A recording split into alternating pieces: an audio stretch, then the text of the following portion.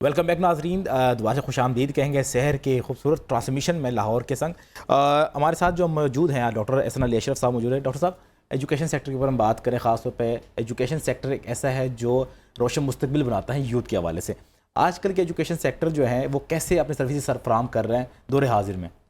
بسم اللہ الرحمن الرحیم۔ جی، سب سے پہلے میں آپ کا بہت شکر گزار ہوں، آپ نے مدعو کیا اس پروگرام میں اور اس بڑی محفل میں۔ میں بیسکلی ایجوکیشن سیکٹر سے تقریباً کوئی 10 سے 15 سال کا میرا تجربہ ہے، جس میں میں نے ڈفرینٹ پبلک اور پرائیویٹ سیکٹر میں کام کیا، اور انفیکٹ آج کے جو دور حاضر میں اگر ہم تعلیم کا دیکھیں معیار، جس طرح کا آج کا ٹاپک ہے کہ ہم اگر خواتین کا اس میں ایک رول دیکھتے ہیں، تو میرے خیال میں اس میں جو مین کنٹریبیوشن کی ضرورت ہے وہ اس میں ایک جو جینڈر کی جو پرسنٹیج ہے، جیسے میں اس کے ریسنٹ ایک رپورٹ دیکھ رہا تھا کہ ہمارے ہاں جو تقریباً 22.5 ملین اسٹوڈنٹس ایسے ہیں جو تعلیم سے اپرچونٹی سے دور ہیں، اور اس میں جو بیسک ایجوکیشن ہے، جو پرائمری ایجوکیشن ہے، وہ آلموسٹ 32% اس میں فیمیل کی پرسنٹیج ہے۔ تو سب سے پہلے ہمیں جو آج کے ٹائم میں کام کرنے کی ضرورت ہے، جس میں مجھے جتنا موقع ملتا ہے، کیونکہ بیسکلی ہم ایک ایسے پروفیشن سے بلونگ کرتے ہیں جو صرف ایک کمرشلائزیشن کا نہیں ہے، it's like a noble profession. تو اپنی کنٹریبیوشن جہاں جہاں پہ بھی ہم ایڈ کر سکتے ہیں اپرچونیٹیز کے حوالے سے، اور اگر ہم فیمیلز کی رولز کی بات کریں تو جس بھی سیکٹر میں وہ کام کر رہی ہیں ان کی اپنی ریپرزنٹیشن ہے، لیکن تعلیم ایک ایسا شعبہ ہے جس میں کمپیریٹیولی آپ دیکھتے ہوں گے زیادہ خواتین،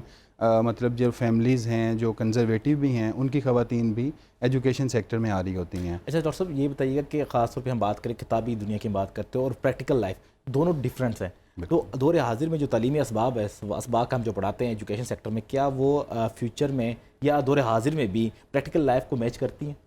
بالکل، اس میں میں یہاں بھی یہ ایڈ کرنا چاہوں گا کہ جیسے تعلیم کا معیار ہم صرف ایک ٹرانسفارمیشن کے سینس میں دیتے ہیں نا، کہ لائک اگر ہم ایک کریکولم ڈیزائن کر لیتے ہیں اور ہم کہتے ہیں ہم نے اس کریکولم کو ٹرانسفارم کرنا ہے ٹورڈز دا اسٹوڈنٹ، یہ اکیلا کافی نہیں ہے۔ مطلب جیسے میں ابھی ریسنٹلی ایک ورکشاپ کروائی اور اس میں ڈفرینٹ یونیورسٹیز کے فیکلٹی ممبرز نے پارٹیسپیٹ کیا، تو ہمارا وہاں پہ موضوع یہ تھا کہ کیسے ہم ایک کلاس روم کو، جو ٹیچر سینٹرڈ کلاس روم ہے، اس کو ہم اسٹوڈنٹ سینٹرڈ کلاس روم میں کنورٹ کریں۔ مینس کہ جیسے آپ لوگ بھی اپنی اسٹوڈنٹ لائف میں یہ دیکھتے رہے ہوں گے کہ ہم آتے ہیں اور ہم دیکھتے ہیں کہ کلاس میں ایک استاد ہے جو وائٹ بورڈ پہ لکھتا جا رہا ہے اور وہ کمپلیٹ لیکچر میں اس کو کور کر رہا ہوتا ہے۔ اس کی انوالومنٹ شاید اتنی یہ نہیں ہوتی کہ جو میرے اسٹوڈنٹس ہیں وہ کس حد تک میری جو میں نالج ٹرانسفارم کر رہا ہوں اس کے ساتھ وہ اٹیچڈ ہیں۔ تو اس کا سیکنڈ اسپیکٹ ہم دیکھتے ہیں اسٹوڈنٹ سینٹرڈ کلاس روم، جس میں ہم یہ ریسرچ ہمیں یہ کہتی ہے کہ 70% ہم اسٹوڈنٹس کی انوالومنٹ کرواتے ہیں اور 30% ٹیچر جو ہے وہ ماڈریٹر کا رول پلے کرتا ہے۔ اچھا، اس کا بینیفٹ کیا ہوتا ہے؟ جیسے آپ کا سوال ہے کہ پریکٹیکل لائف میں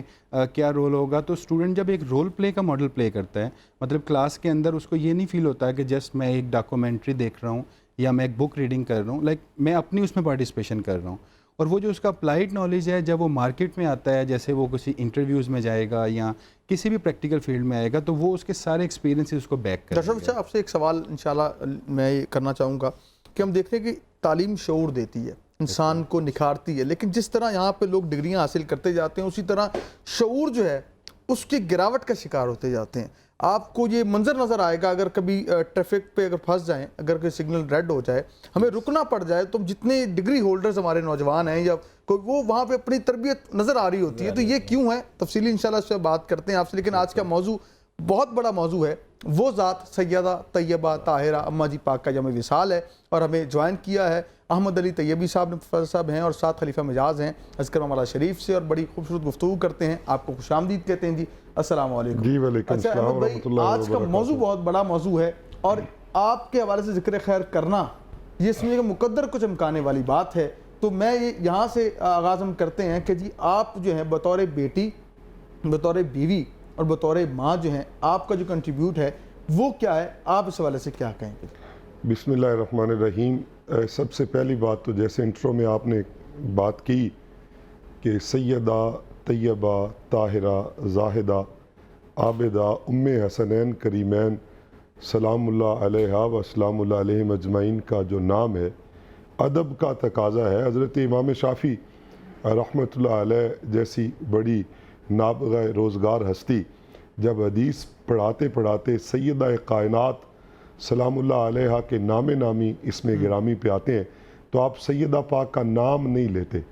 تلامذہ نے پوچھا حضرت نام،